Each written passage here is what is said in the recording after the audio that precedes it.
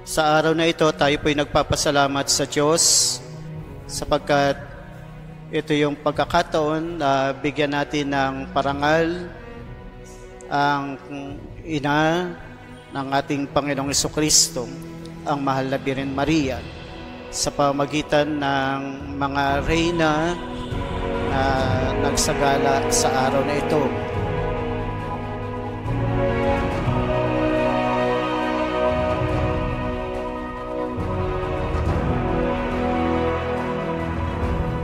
Sabi nga po sa buhay ng mga santo, it is rather the virtue of humility that exalt us in the end.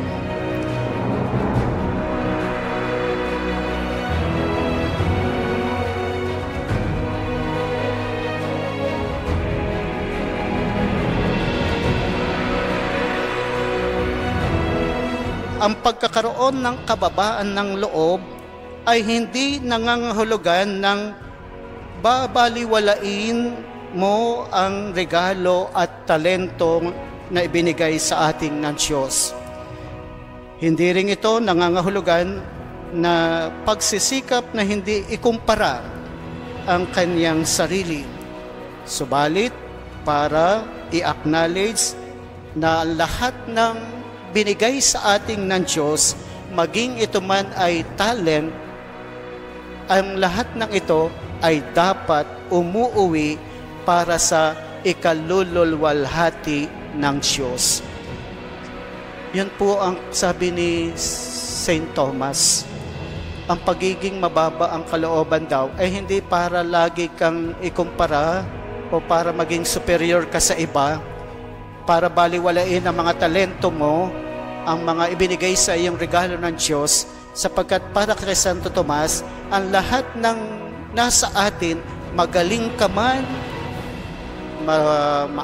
magaling kumanta, magaling sumulat, magaling mag-drawing, lahat ng dapat ng talentong yan, ang lahat dyan dapat ay umuuwi sa kaluluwalhati ng Diyos, hindi sa pangsariling gratification.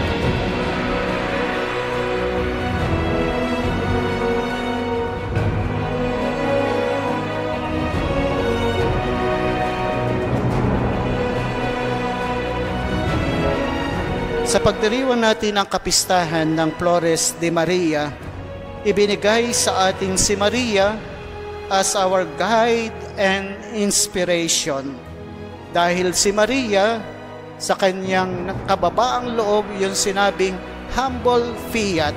Ano po yung sinabi ni Maria nung siya po ay dinalaw ng anghel? Matapos ibalita ng anghel kung ano ang magiging papel niya sa buhay, sa misyon, sa pagliligtas, isa lang bagay lamang ang sinabi ni Maria. Ako'y alipin ng Panginoon. Mangyari sa akin ang iyong sinabi. Sa buhay po natin, araw-araw, dapat tumutugon tayo sa Diyos, katulad ni Maria, na mayroong kababaang loob sa pagsasabi ng oo. Kaya mga minamahal kong mga kapatid, oras-oras, minu-minuto, segundo, tayo ay tutugon. Iniintay ng Panginoon na tumugon. Katulad ni Maria sa kanyang humble response, ako'y alipin ng Panginoon. Kaya nga, ito yung ating ipinagdiriwang sa araw na ito, ang ating Mahal na Birhen Maria bilang modelo ng kababaan ng loob na tumingin, na nagpaunlak sa paanyaya ng Diyos. Tingnan natin ang ating sarili.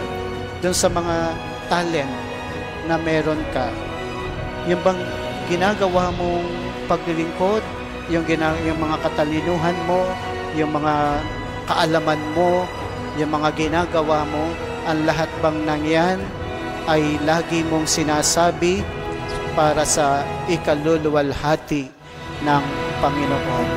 Amen.